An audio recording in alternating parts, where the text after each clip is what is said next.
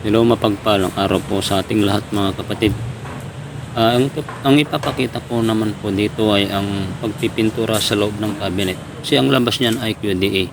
Sa loob ay water base ang nilagay naming pintura hanggang finish. Pero ang primer namin dyan ay Acrytex primer. Yun ang una naming primer para hindi kakatas yung plywood pag napahiran ng water base na pintura. Una, iro-roller natin siya ng Acrytex primer. Kahit malabnaw lang ang timplada niya, pagkatuyo, masilyahan natin siya ng wall putty. Tapos yung mga likod ng pintuan, masilyahan din natin ng wall putty para mas mabilis ang trabaho. Gaya ng mga pinapakita ko dyan, pagpagan, masilyahan yung mga awang, yung mga butas na pinagpakuan, kailangan masilyahan natin lahat.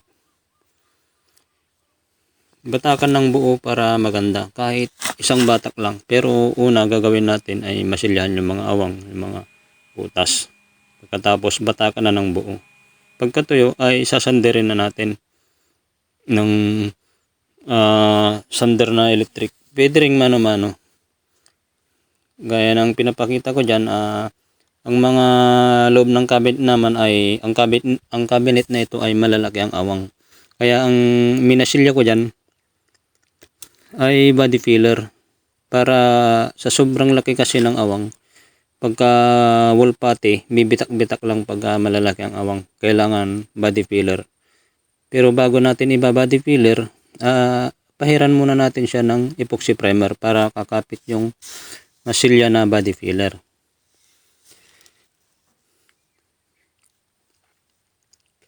Pagkatapos mamasilyan ng body filler, pahiran ulit ng epoxy primer para kahit na batakan natin siya ulit ng wall putty, kapit na kapit.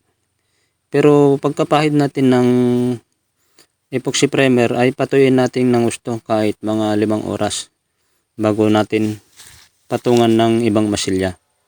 Yan ang pinapakita ko dyan, minasilyan ko siya ng wall putty.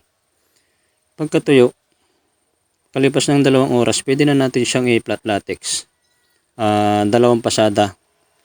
Isang manong flat latex, pagkatuyo, depende sa panahon, kahit 1 oras, pagtuyo na pwede nang patungan ng flat latex ulit. 2 mano, finish na yun.